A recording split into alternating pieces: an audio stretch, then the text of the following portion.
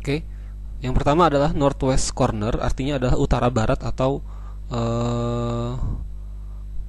barat daya ya, timur tenggara, selatan, barat daya, barat laut maksudnya, yaitu barat laut, artinya dia akan memulai dari pojok kiri kemudian sampai solusinya selesai.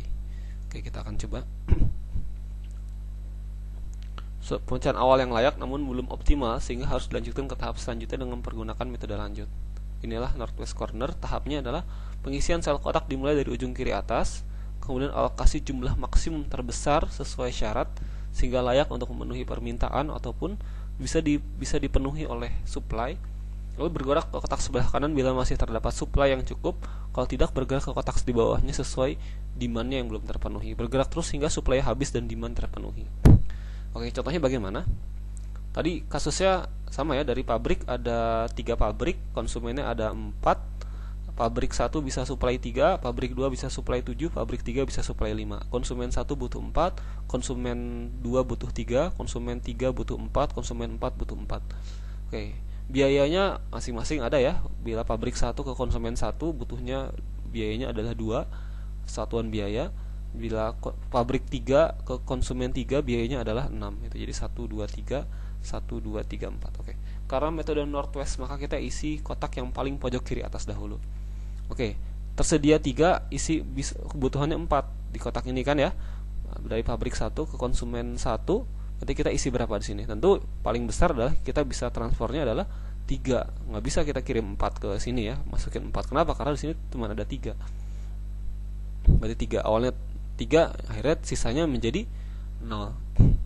Oke, berarti bisa kita bilang ini sudah tidak bisa lagi diisi kotak baris ini ya. Kenapa? Karena sudah habis dari pabrik 1, sudah habis terpakai semuanya. Jadi sudah 0. Tersisanya 0. Awalnya kan 3 digunakan semua untuk mengirim ke konsumen 1, maka sisanya adalah 0. Nah, selanjutnya tapi ternyata masih ada kebutuhan nih 1. Maka kita minta dari konsumen, dari pabrik ke konsumen 1 masih butuh 1. Awalnya tadi berapa? Awalnya 4 ya, dipenuhi 3, jadi sisa 1. Jadi ini 4 kurang 3 1, 3 kurang 3 0 gitu ya. Oke, berarti di sini berapa nih? Berarti butuh 1, ya udah kita isi 1. Kalau kita isi 1 di sini berarti ini jadi berapa? Jadi 0, yang ini menjadi 6. Itu ya. Oke, ini jadinya berapa? Jadi 1.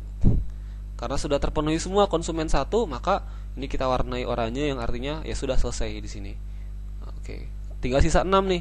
Maka kita geser 6 ini mau dialokasikan kemana nih? Oh, ke konsumen 2. Butuh berapa dia? Butuh 3. Maka kita alokasikan 3. Kita isi angka 3 di sini. Akibatnya ini 6 kurang 3 jadi 3, 3 kurang 3 jadi 0.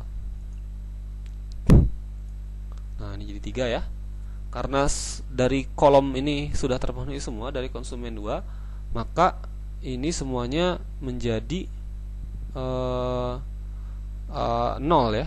Artinya ya sudah terpenuhi semua, jadi sehingga kolom ini menjadi oranye seperti itu. Oke, kita lanjutkan lagi. Ternyata dari supplier 2 masih tersisa 3. Kita isi kemana nih? Konsumen 1 terpenuhi, konsumen 2 terpenuhi. Maka konsumen 3 dia butuh 4, kita punya 3, berarti kita isi angka di sini berapa? 3. Itu ya, yang terkecil aja ya. Kalau northwest seperti itu. Kita bisa isi berapa? 3. Berarti ini 3 kurang 3 akan jadi 0, 4 kurang 3 akan jadi 1. Nanti akhirnya jadi seperti ini. 1 0 ya. Oke, masih butuh konsumen 3 masih butuh 1 nih ternyata. Dari mana kita penuhi? Oh ya udah, dari supplier ke 3. Dia punya supplier 3 punya 5. Dia butuhnya 1, berarti kita isi berapa? Kita isi 1 saja. Berarti ini jadi 0, ini jadi 4. Oke, sehingga yang terakhir ini ini berapa nih? Ya sudah, butuh konsumen 3, supplier 3 tinggal sisa 4, konsumen 4 butuhnya 4 lagi. Berarti kita isi langsung 4, ini jadi 0, ini jadi 0. Maka selesailah permasalahan ini.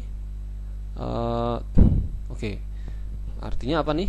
Dari pabrik 1 ke konsumen 1 kirim 3, dari pabrik 2 ke konsumen 1 kirim 1, dari pabrik 2 ke konsumen 2 kirim 3, dari pabrik 2 ke konsumen 3 kirim 3, dari pabrik 3 ke konsumen 3 kirim 1, dari pabrik 3 ke konsumen 4 kirim 4.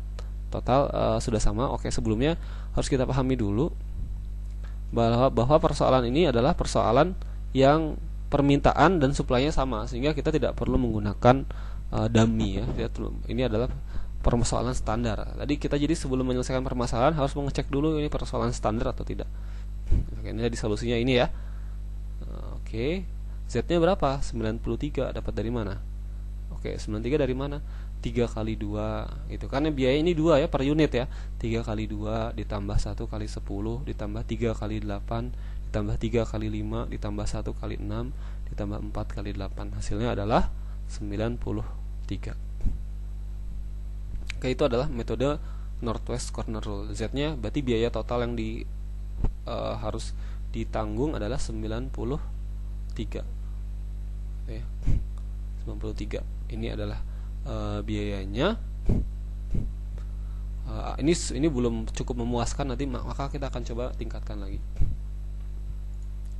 Oke, selanjutnya nanti kita akan coba dengan metode least cost.